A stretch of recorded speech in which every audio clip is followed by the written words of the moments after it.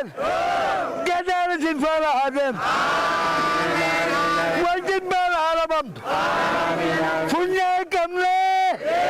Rabbina Argalle. Ummada Adalaj. Mülkesi Adem. Ayyaanni Zaaraa galgala goobanaa dirree Sheek Huseenitti kabajamaa jira. Dirree jaalalaa, dirree anaajinaa, dirree karra birkii qabdu yookaan dirree Sheek Huseen jechuudhaan beekama. Dirree waggaatti yeroo lama ayyaanonni garaagaraa itti kabajaman. Ayyaanni Zaaraa galgala goobanaa jedhamuudhaan beekamus dirree Sheek Huseenitti ayyaanota lamaan waggaatti kabajaman keessaa isa tokko. Ayyaana guyyaa dhaloota Sheek Huseen yaadachuuf kabajamu. Ani Abdullahi Yasir Ahmed Abdurrahman jedhama dhalataa dirree Sheek Huseeni. Jiraatama iddoo naannoo hambaa dirree Sheek Huseen kana jechuudha. Ayyaanni kun ayyaana Zaaraa galgala goobanaa jedhama. Dhaloota Nuuranaa Huseeni akkuma beekamu yeroo lama asirratti uummanni wal gaa'e. Itti wal gaa'u kana irratti yeroo lamaan kana irratti Zaaraan galgala goobanaa kun ayyaana guddaadha. Ayyaana dhaloota isaaniiti jedhama. Kanaaf baalee diidaa bakka jiran mararraa asitti wal ga'u ni kadhatu du'aa inni godhama. Biyyas ni eebbisu kana irratti wal ga'an jechuudha ayyaana kana irratti.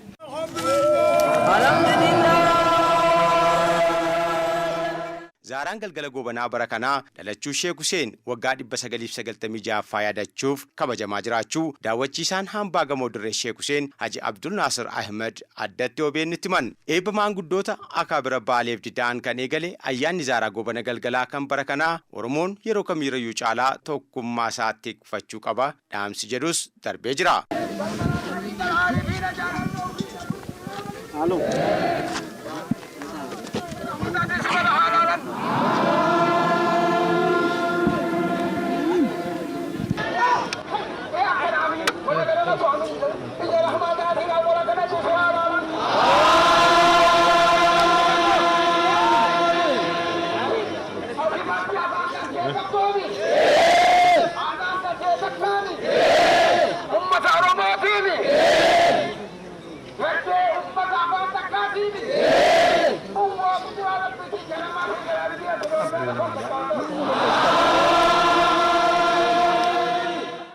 Bakki kun bakka addaati.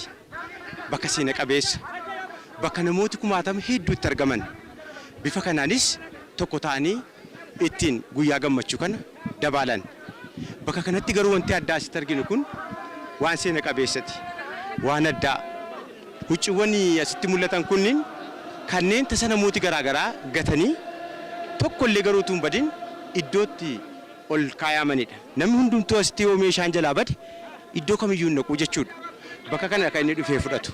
Haaluma wal fakkaatuun namoonni ulee jedhamuun beekamanis baaroo baasaniin Oromoon wal ta'ee qeesaa eeggachuu qaba jechuun dhaamsa dabarsan.